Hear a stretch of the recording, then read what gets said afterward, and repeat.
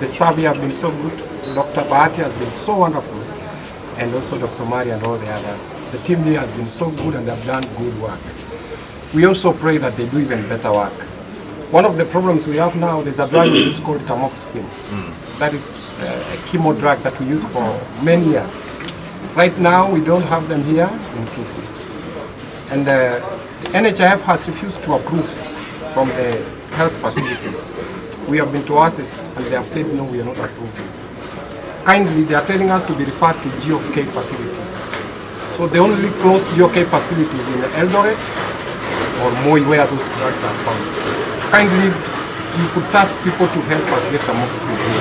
We will appreciate so much.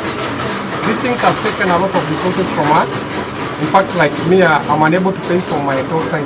She deferred in Kenyatta University until the next semester here. So kindly, if you will help us, and many others are going through a lot of challenges here. And how many have missed those drugs? Kama umekosa tamoxifen in Oncology. And some also